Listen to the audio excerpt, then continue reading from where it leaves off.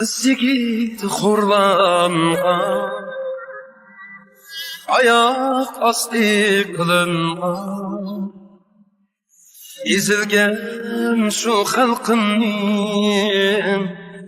qo'llarini suygim bor mening. Feryadim osmon felak, to'kilgachga qon selda,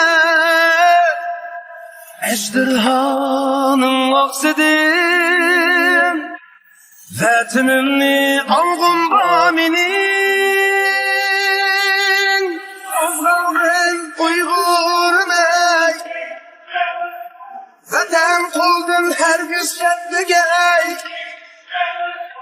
Ay yulquz ayrılığım, kötü yüzüne pürgüm bor mening.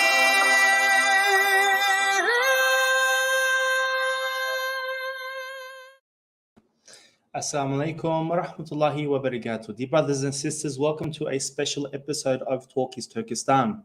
Now, as you may have heard, the Office of the High Commissioner to Human Rights has just released a report deeming China could be committing crimes against humanity against the Uyghurs and other Turkic groups in East Turkestan.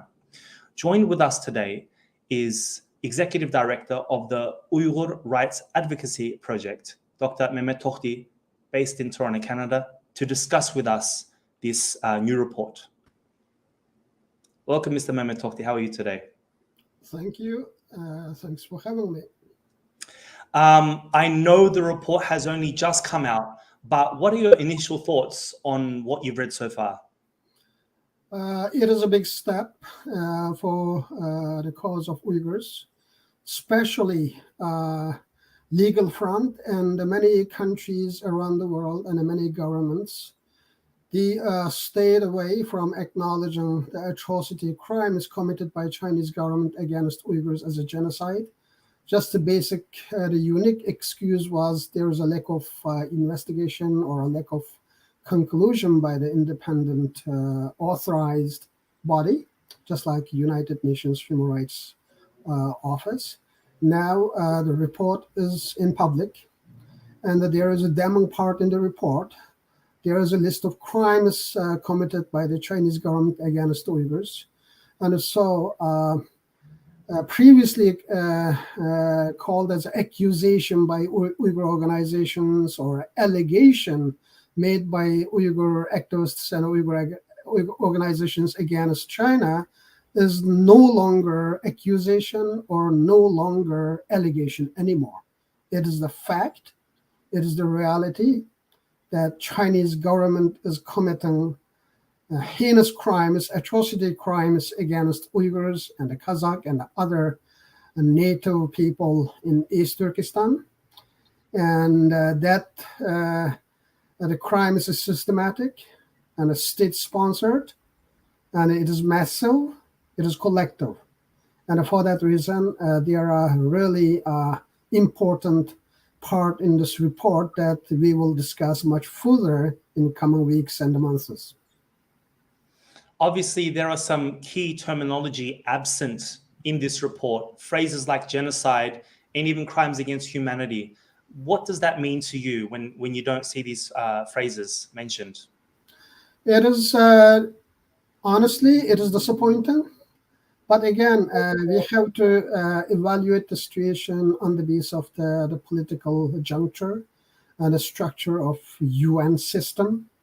And as we know, Chinese government did everything they can and mobilized all state powers and the influences around the world, try to stop this report from publication, made to public. But Chinese government failed. And so the reason for Chinese government's worry is what in this report included about those atrocity crimes, just like genocide, crime against humanity, and others.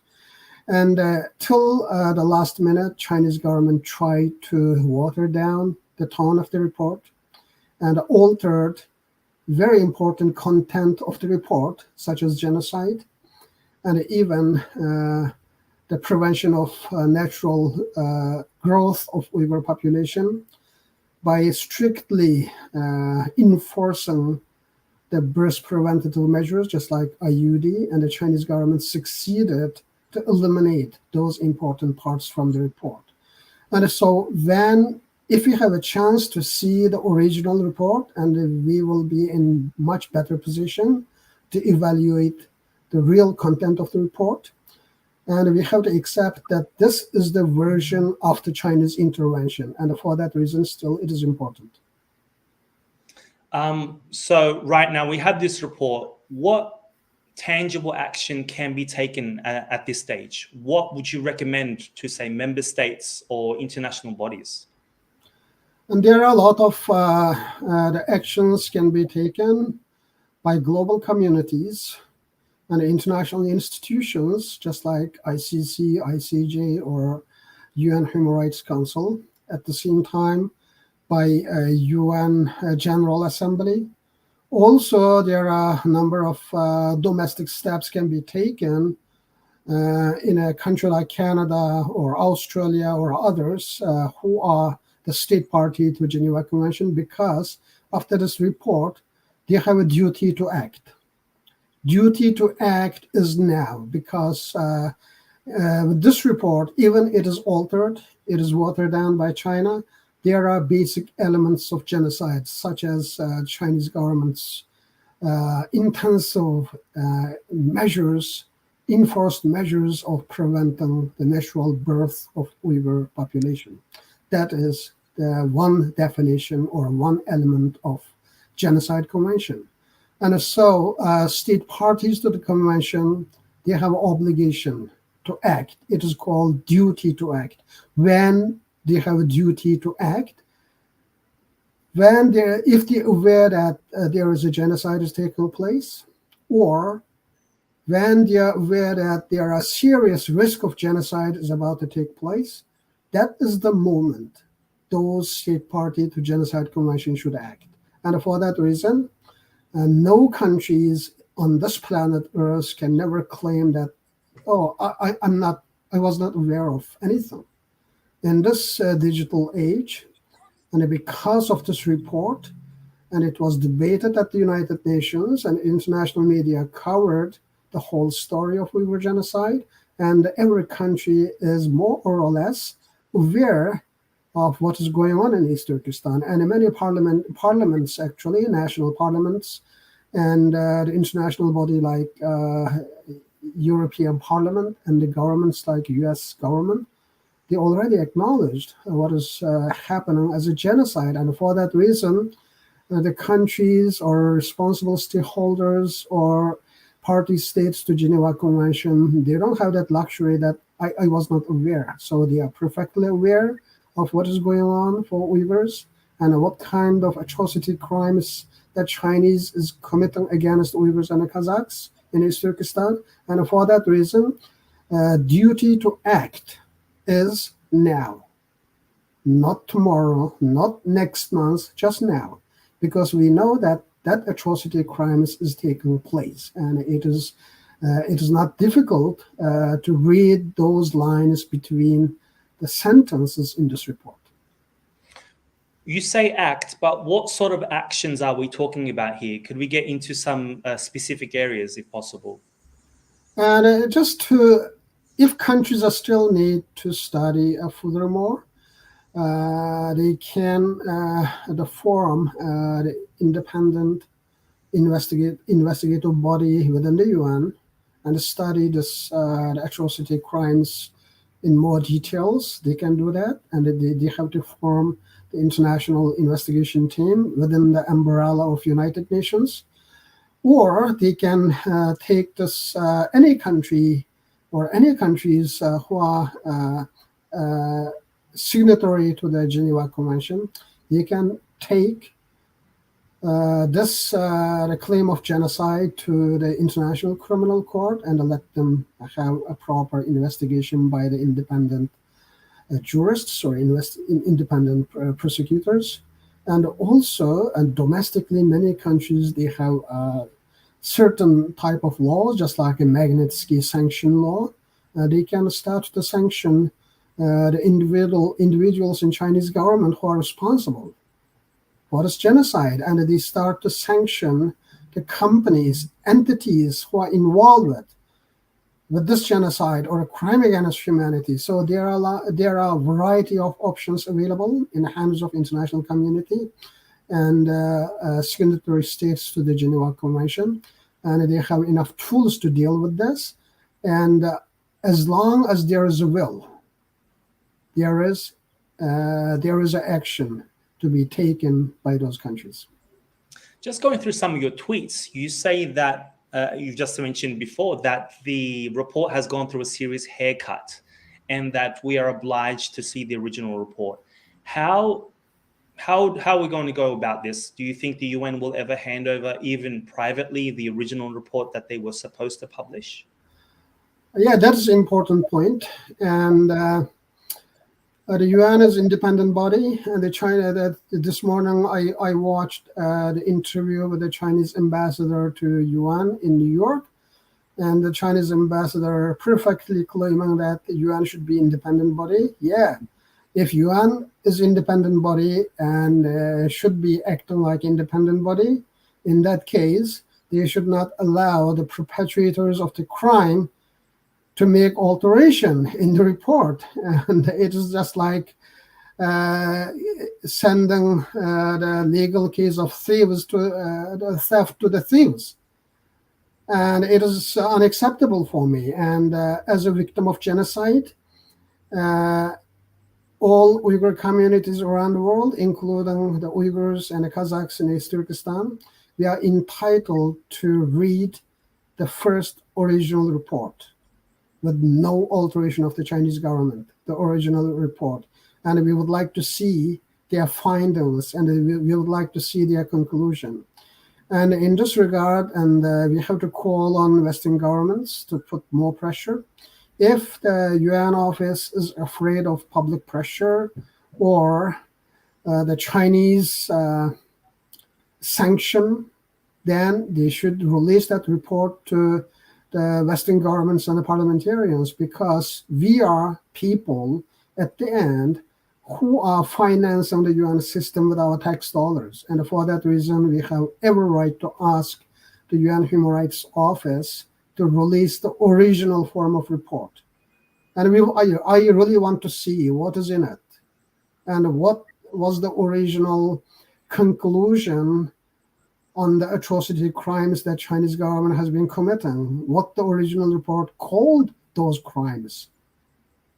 Just the crime against humanity or potential crime against humanity, genocide or a potential genocide. Just I would like to know. And because the report we have seen right now is the alteration by the Chinese government, altered version and watered down version. It is changed version, not the original version. Why we shouldn't see the original version? And for that reason, I ask everyone and the human rights organizations and the Western governments, they should put pressure on UN Human Rights Office and let them share the original report. You've obviously seen China's response. Now, a lot of people have been asking, why was the report, it has been published late, but even the time it was published on the day itself, does this have any significance? Yeah, there are a lot of assumptions and guesses going around. And one guess, you made it perfectly. And probably UN Human Rights Office, it seems to me that they waited for the publication of Chinese own version to debunk the UN Human Rights Report on Uyghurs. The office seems to give enough time for Chinese government to publish their report first and then publish their own report. And so that is the strong possibility. And that is another way of consoling China, I think. And so that also shows that the UN is really under stress because of the Chinese interventionist attitude. And UN is not about China, and China should not be on the top of UN. And the UN means it is United Nations, and the China is one nation in the United Nations. And so UN has obligation not only listen to China and give enough leverage to China, at the same time consider other countries' concern. And so they should release the original of the report after they publish the altered one. Your organization, the Uyghur Rights Advocacy Project, URAP, moving forward, what are your plans? Any projects moving forward together with this report? This report provides us more stronger legal ground into our ongoing legal cases in the Canadian Federal Court. As maybe some viewers already know, and we have a legal case against Canadian Border Security Agency. And we filed that lawsuit asking the judge to issue an order for CBSA, because CBSA should have a jurisdiction to intercept and seize any products made by the use of forced labor, including Uyghur forced labor. Unfortunately, Border Service Agency did not exercise their jurisdictional duty, and for that reason, we filed a lawsuit against Canadian Border Custom Agency, and that lawsuit is ongoing. And the second one, we asked the federal government to release issue a declaratory relief on the Uyghur genocide.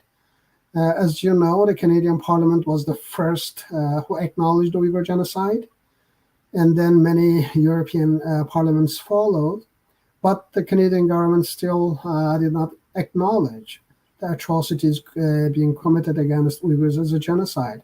So in that case, what could be our option?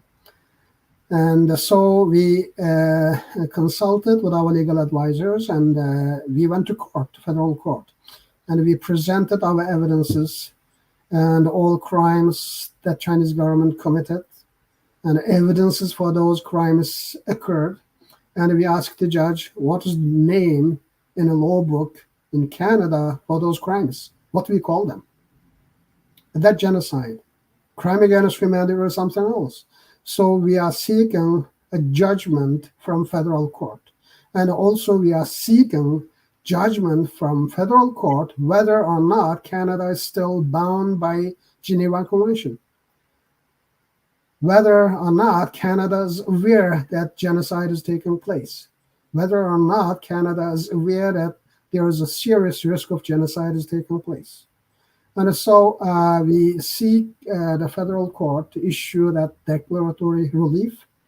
It is going to be a declaration from the court, just like a parliamentary declaration of Uyghur genocide. And in Western government system, there are the powers divided into three categories. One is legislators in a parliament. Another one is executive branch, which is government. Another one is judiciary branch, which is courts. And we used the legislative power already, and the Canadian Parliament unanimously acknowledged the atrocities being committed as genocide. And so we are exploring the second option, which is the judicial branch of government. We are asking the judicial branch of the government to name these crimes. What is the name in our law book for those crimes? It is genocide or something else. So when we conclude that legal proceeding, and we will have the sort of judgment from the Canadian Federal Court. And if the court agrees with us that these atrocity crimes well documented and well proven is a crime of genocide and a crime against humanity, then we will push the Canadian government to acknowledge and accept the will of the Canadian Parliament and the acknowledgement of the Canadian Parliament and Uyghur genocide, and a judicial acknowledgement of Uyghur genocide. And we will have a much stronger hand to push the government to acknowledge the atrocity crimes as a genocide. And then when Canadian government acknowledges it, and we have a better position to push the Canadian government to take some concrete action to address that genocide. Before I let you go, I would like to urge everyone to follow Mr. Mehmet Tohti and his organization on Twitter and other social media. Before I let you go, are there any other final words that you have for our audience? I would like to urge our community members, especially the Uyghur organizations and the Uyghur community, just to keep track of everything, write down names and anything is important in their mind, just like dates, names, places, because we are going through a really sensitive time, and we have to remember our relatives and the lost ones and the loved ones. So we have to keep that recording as of now. It is important. And also I urge the Uyghur organizations in Western democratic states to explore all legal options in domestically to hold Chinese government accountable for the crimes, because with only United States that taken action and sanction of Chinese government, we cannot go that much far. And we have to mobilize all countries to join the United States to take the similar steps and the actions, the sanction of Chinese government and the Chinese officials who are associated, complicit to the Uyghur genocide. And so this is our national campaign. And we passed very important threshold with the UN report. And if we do not utilize this report, and if we do not take this report the next step, that report will be the ink on the paper. It stays there. That paper itself doesn't do anything for us. And it is we who can take this report to relevant institutions with our personal experience and the talk with politicians, lawmakers, and the government officials and international bodies. And we have to use this report as well as the judgment from the Uyghur Tribunal. And we have very two important independent report and the judgment are available for us to use. It is important tools. And for that reason, I urge every organizations just to look into the legal venues and the legal options available domestically and internationally. And we shouldn't only look at the bigger organizations to do that. And we can explore, there are so many pro bono lawyers who are willing to undertake this kind of important humanitarian cases. And we have to expand our the connections and the contacts and the networking. And just we have to go outside of box, that community box, and look for other possibilities. And so I think every Uyghur organizations and every Uyghur community members, now we have two important tools in our hand. It is really up to us how we can effectively use it and be a translator for the suffer of our Uyghur people, be voice of our voiceless people in East Turkestan. And for that reason, I urge every Uyghur community members and Uyghur organizations just to read this report first with simple translation in online if you're unable to read, or at least this report is available in 5 different languages in UN system. And so you have to read it, and also you have to digest it, and you have to apply key findings of the report to your personal experience and just to move forward and take this report to next level. Next level is legal and a policy level. Thank you so much, Mr. Mehmet Tohti, for your expertise. Please don't go away. I'm just going to close out the show with the credits, and I would like to speak to you separately right after this. So don't log off. Okay. Brothers and sisters, make sure you share this information around. And until next time, Assalamu alaikum wa rahmatullahi wa barakatuh. Ümit üzme aziz halkım, ümit üzme ey ana yurt. Biz atlandık bu küreşke, o yıl taştak uyuşup. Allah verse bu nusretni, bizgilerimiz sep bulur.